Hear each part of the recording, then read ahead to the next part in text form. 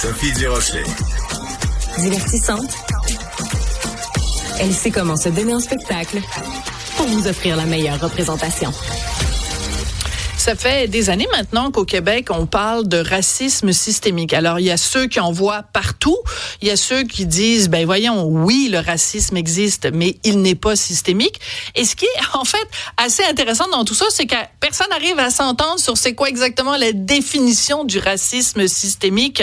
On va en parler dans quelques instants avec un professeur de philosophie au collégial qui a écrit un livre là-dessus. Mais d'abord, je me tourne vers Cybèle Olivier parce que on a posé la question à nos auditeurs au début de l'émission.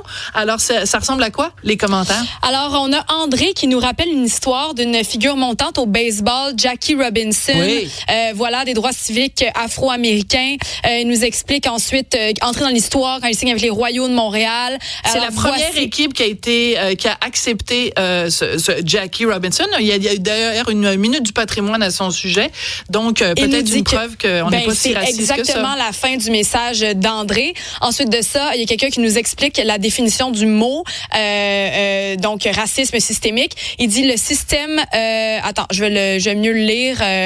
Je l'avais pas reformulé. Je te le redirai peut-être tantôt. Mais au Québec, on dirait qu'il y a du racisme endémique dans la population, peut-être, mais sûrement pas érigé officiellement en système par les autorités. Donc Très pas intéressant. un système, donc pas du racisme systémique. Ça, c'est Martin qui nous dit ça. J'y reviendrai pour le prochain commentaire. Je vais le remettre en bouche. Non, mais c'est bon. Mais je vais demander à Yannick Lacroix, donc il est professeur de philo collégial. Il est auteur du livre Erreur de diagnostic, le racisme systémique et le Québec qui sort aujourd'hui. Yannick, la définition que notre auditeur donne et qui dit, lui, il y a, oui, peut-être endémique, mais pas systémique. Qu'est-ce que vous pensez de cette définition-là? Il faudrait que j'y songe. J'ai jamais pensé mettre le qualificatif endémique après racisme pour voir ce que ça donne. Mais je suis sur le racisme systémique, je trouve intéressant ce que vous avez remarqué, c'est-à-dire qu'on ne sait pas ce que c'est censé être exactement. Voilà. Il y a un problème de définition fondamentale qui est reconnu même par des gens qui militent en faveur du racisme systémique. Je pense à Gérard Bouchard ici, oui, qui milite, c'est-à-dire qui croit qu'il faudrait reconnaître le racisme systémique d'une part, mais d'autre part reconnaît les difficultés conceptuelles. Alors moi, mon point essentiellement, c'est que je trouve problématique l'injonction faite à toute une société, au gouvernement, aux tribunaux, aux individus, de reconnaître un concept qu'on a de la difficulté à définir. Je peine à comprendre le sens de cette injonction. Et alors, c'est ce que je fais remarquer dans mon livre. Tout à fait. Que signifie cette exigence de reconnaître le racisme systémique? Pourquoi? On est tous vous avez tout à fait raison. Parce que ce que vous démontrez brillamment dans votre livre, c'est que ce qu'on appelle racisme systémique, c'est pas un fait, mais c'est un concept. Donc, un concept, normalement, on devrait être capable d'en discuter. Or, quiconque ne serait-ce que poser des questions se fait traiter de raciste. Si on reconnaît pas évidemment le racisme systémique, c'est sûr qu'on est raciste.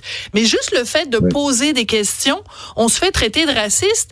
Moi, je pense que les Québécois là sont bien tannés de se faire traiter de raciste.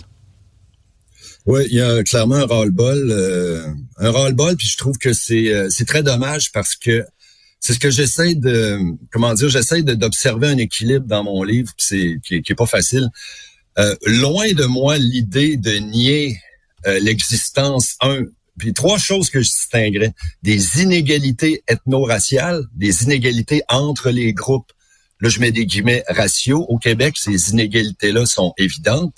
Moi, je prends l'autobus pour me rendre presque à Montréal-Nord à tous les jours, je les vois.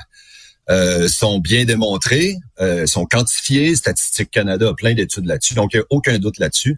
La discrimination raciale existe au Québec. C'est sûr. Il y a des testings, c'est un type d'étude qui le montre clairement. Et le racisme aussi existe. Et le racisme, moi, je le définis, je tiens une définition substantielle du terme pour pas qu'on perde de vue ce dont il est question. À mon avis, un vice moral grave, là. Alors, le racisme, c'est une attitude de mépris, une attitude déshumanisante à l'égard d'une personne ou d'un groupe de personnes seulement en fonction de leur race. Voilà. Moi, c'est comme ça que je l'ai défini. Mais c'est important la distinction que vous faites, c'est-à-dire que vous n'êtes pas, voilà, vous n'êtes pas en train de nous dire d'aucune façon qu'il n'y a pas de racisme au Québec.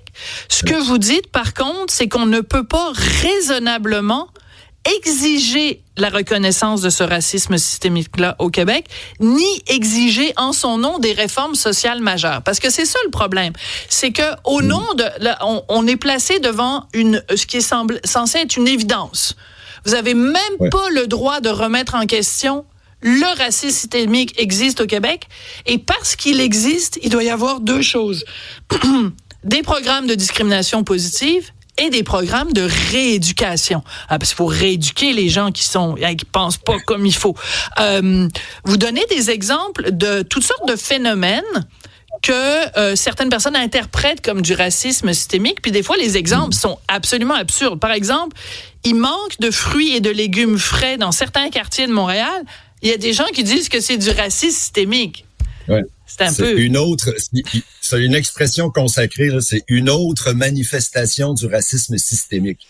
Alors moi, dans mon livre, j'ai fait une petite liste là, pour essayer de faire comprendre et ça fait partie du problème de ce concept-là. Il est tellement nébuleux, tellement vague, que tout peut être interprété comme du racisme systémique.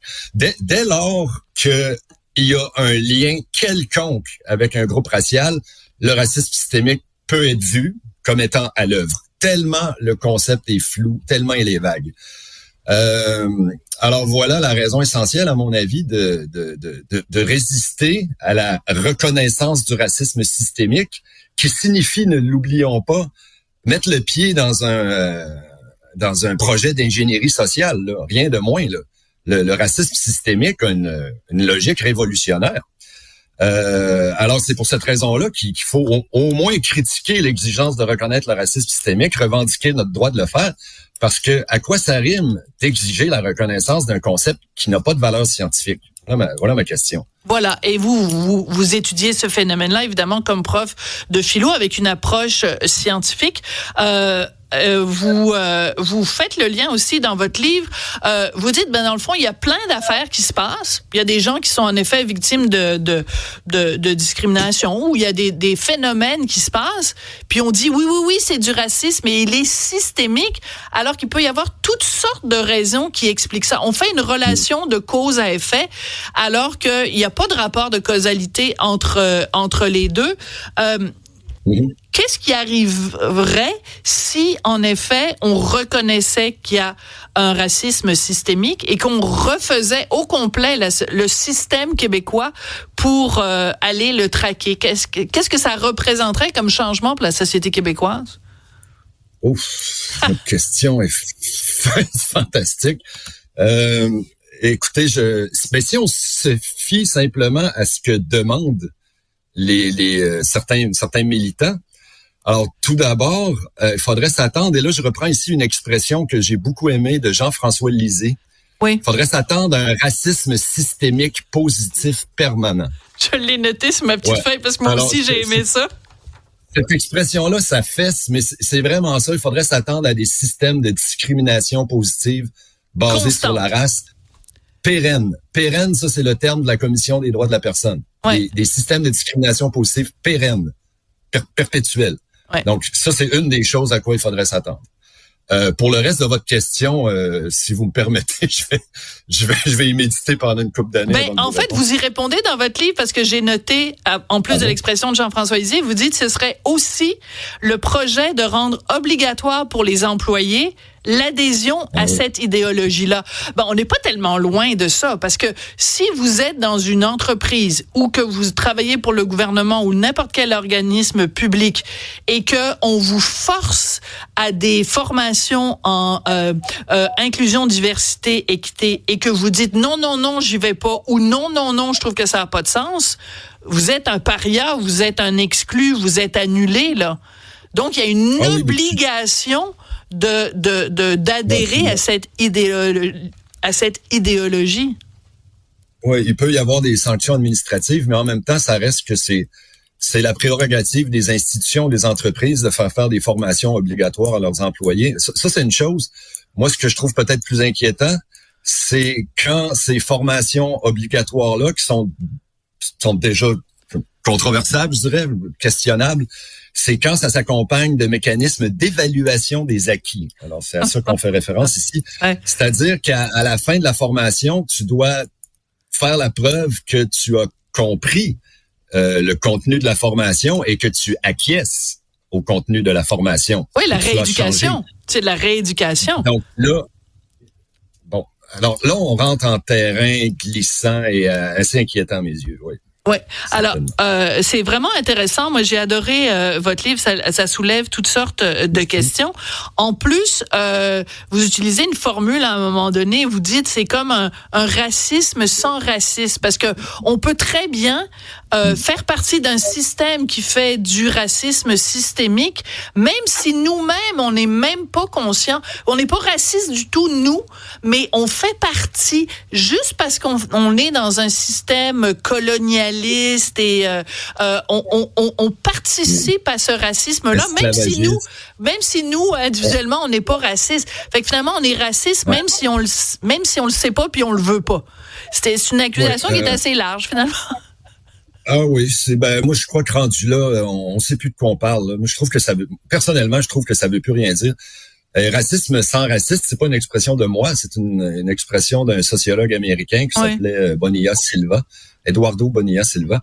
Et cette idée-là est reprise plus près de nous là par la Ligue des droits et libertés, qui présente le racisme comme un système dont nous avons hérité et que nous n'avons pas choisi. Donc, dans cette perspective-là, le racisme est comme une espèce de mécanique autonome, là.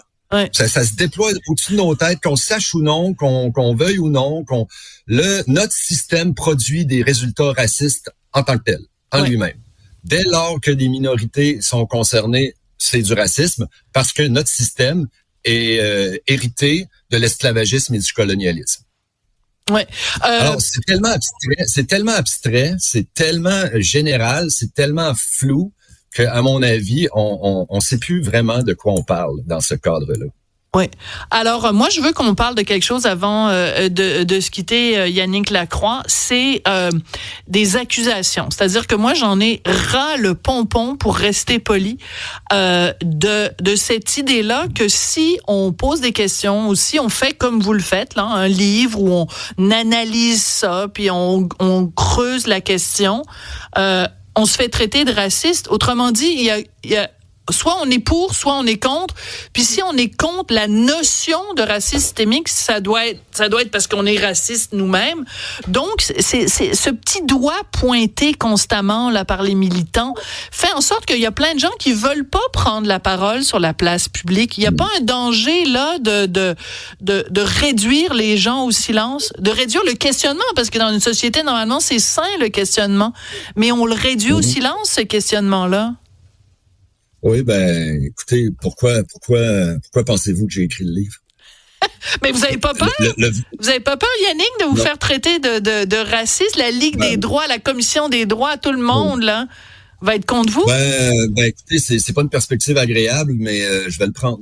Je vais le prendre parce que moi, je refuse qu'on me réduise au silence ou qu'on me fasse taire alors que j'ai des bons arguments, simplement parce que je suis blanc ou un homme. Je récuse complètement. Attends, ça dépend. Vous avez quel âge? Avez-vous plus de 50 ans? En plus? Dans 3 mois, je vais avoir 50 ans. Oh, mais dites-moi pas que vous êtes hétéro en plus, parce que là, vraiment, non. Mais si genre en plus, c'est ça, Sophie, vous dites, vous parlez de l'importance du manque de discussion, puis il y a Louis qui nous écrit, à quoi ça sert finalement d'avoir ces discussions-là? Pourquoi on veut autant que ça existe? Le racisme systémique. C'est comme si on s'empêchait finalement d'essayer de défaire les fils pour se dire, hey, finalement, tant mieux si ça n'existe pas. Voici pourquoi. Voilà, mais c'est une bonne question. Mais moi, je pense que je connais la réponse. Mais pourquoi, en effet, certains accordent tellement d'importance à ce qu'on utilise ce terme-là, racisme systémique, Yannick? Je ne ferai qu'évoquer la réponse que j'aurais envie de donner. Moi, je pense que ça correspond à un projet politique, là.